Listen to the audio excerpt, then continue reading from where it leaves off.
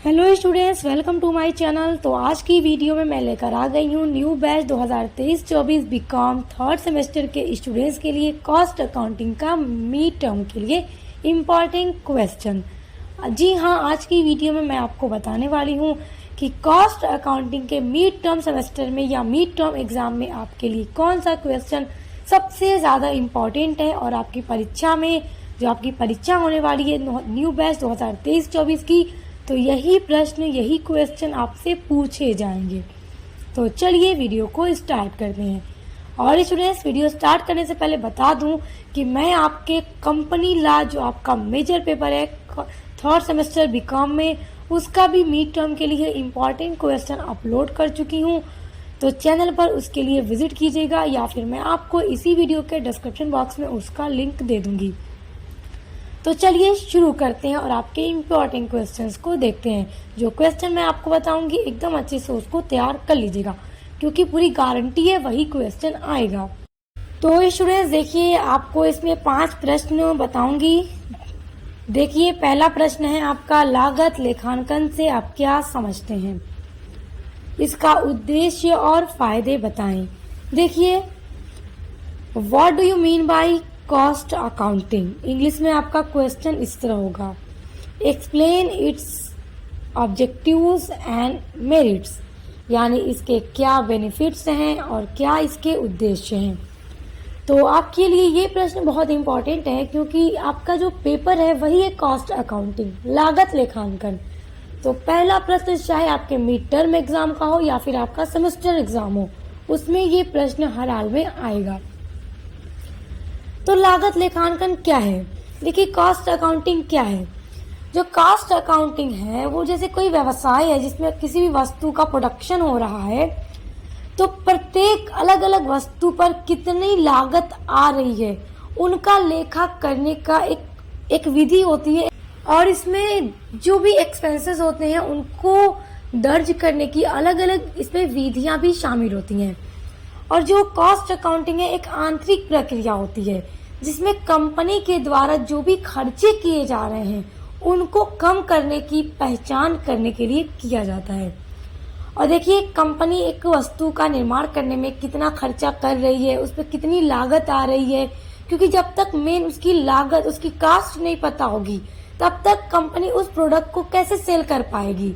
अगर किसी मान लीजिए पेन को बनाने में 5 रुपया खर्च आ रहा है, लागत आ रही है, तो कंपनी जब ये पता कर लेगी कि हाँ एक पेन को बनाने में 5 रुपया लागत आ रही है, तो उस पेन को वो 7 रुपए में बेचेगी, तो 2 रुपया उसका उस पर मुनाफा होगा, प्रॉफिट होगा।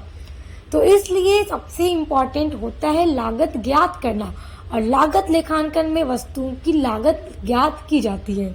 अब देखिए, अब बात करते हैं इसका उद्देश्य, यानी कि क्या ऑब्जेक्टिव्स है, क्या पर्पस है कॉस्ट अकाउंटिंग के। तो सबसे पहली हम बात करें, सबसे पहला पॉइंट इसके उद्देश्य में ये है कि लागत ज्ञात करना। जैसा कि मैंने आपको अभी बताया कि जब तक लागत नहीं ज्ञात होगी तब तक सेलिंग प्राइस उसका फिक्स नहीं कर पाएगी कोई भी कंपनी। और दूसरा उद्देश्य ये है कि अनुमान लगाना। जैसे एक कंपनी अगर एक पेन को 5 रुपए में बना रही है तो उसको 7 रुपए में बेचकर वो 2 रुपया हर एक पेन पे मुनाफा कमा रही है। तो कंपनी में ये अनुमान लगाया जाता है कि कैसे इस लागत को 5 रुपए के बजाय 4 रुपया कर दिया जाए, या 3 रुपए में ही ठीक वैसा ही पेन तैयार कर लिया जाए। तो वो पता लगाएगी, जो भी मटेरियल उसमें यूज होते हैं पता लगाएगी कि कहाँ पे हमें और भी सस्ते मटेरियल मिल सकते हैं जिससे हम इसकी कॉस्ट को कम करें और इस पे उसको 7 रुपए का ही बेचकर उतना ही फायदा कम हो, उतना ही प्रॉफिट कमाएं। तो इसको अनुमान लगाने में कॉस्ट अकाउंटिंग बहुत ज्यादा हेल्प करता है। और देखिए, कभी भी कॉस्ट को कम करने के चक्कर में क्वालिटीज कम नहीं करनी चाहिए वस्तु की, क्योंकि अगर कॉस्ट को कम करेंगे तो वस्तु की क्वालिटी अगर खराब हो गई तो कस्टमर उस चीज को कभी परचेज नहीं करेंगे। इसलिए हमेशा इस तरह से प्रोडक्ट को बनाना चाहिए कि कॉस्ट भी अगर कम लगे तो पेन्स की या जो भी प्रोडक्ट बनाया जा रहा है उसकी क्वालिटी खराब ना हो। और तीसरा उद्देश्य या फायदे की बात करें तो वो है कॉस्ट पर नियंत्रण करना, क्योंकि कॉस्ट अकाउंटिंग के द्वारा ये पता लग जाता है कि कहाँ पर फालतू खर्चा हो रहा है, तो उसको कॉस्ट अकाउंटिंग के द्वारा पता लगा करके उस पर लोग नियंत्रण करते हैं, व्यवसाय में उस पर कंट्रोल किया जाता है ताकि जहां जहां फजूल खर्ची हो रही है उसको रोका जाए। तो ये सारे उद्देश्य या फिर फायदे हैं कॉस्ट अकाउंटिंग के। तो इस तरह से आप एग्जाम में इसको लिखिएगा। आप देखिए दूसरा आपका महत्वपूर्ण प्रश्न है, लागत के तत्व बताइए, यानी कि एलिमेंट्स ऑफ कॉस्ट क्या क्या हैं, और प्रत्यक्ष लागत और अप्रत्यक्ष लागत के बारे में बताएं। प्रत्यक्ष लागत यानी डायरेक्ट कॉस्ट और अप्रत्यक्ष लागत यानी कि इनडायरेक्ट कॉस्ट। तो ये भी बड़ा इंपॉर्टेंट टॉपिक है आपके कॉस्ट अकाउंटिंग के अंदर। तो देखिए जो लागत के तत्व है ना वो 3 होते हैं। एक होता है मटेरियल कॉस्ट, दूसरा होता है लेबर कॉस्ट और तीसरा होता है एक्सपेंसेस। तो इनके बारे में आप तैयार कर लीजिएगा। और उसके अलावा प्रत्यक्ष लागत क्या है कि माल को बनाने में, कच्चे माल से लेकर उसको फिनिशिंग गुड बनाने तक जितने भी सारे खर्चे आते हैं उसकी डायरेक्ट लागत होती है, कॉस्ट होती है। अगला इंपॉर्टेंट क्वेश्चन है आपका, देखिए ये न्यूमेरिकल है, न्यूमेरिकल भी जरूर आएगा। तो देखिए ये न्यूमेरिकल है आपका, from the following data find out the economic order quantity and number of order every year. यानी इसमें आपको ये फाइंड आउट करना है जो EOQ है, इकोनॉमिक्स ऑर्डर क्वांटिटी है, और जो ईयर है वो आपको इसमें निकालना है। तो न्यूमेरिकल वाला क्वेश्चन भी आप तैयार कर लीजिएगा। अब देखिए अगला है, calculate the wages of a worker under Halsey premium plan and Rowan premium plan. ये क्वेश्चन भी न्यूमेरिकल है। उसके अलावा क्वेश्चन नंबर 5 है, what is the difference between LIFO and FIFO method. जो LIFO एंड FIFO मेथड होता है numerical में, कॉस्ट अकाउंटिंग में, वो क्या मेथड है, उन दोनों के बीच में क्या डिफरेंस है उसको भी देख लीजिएगा।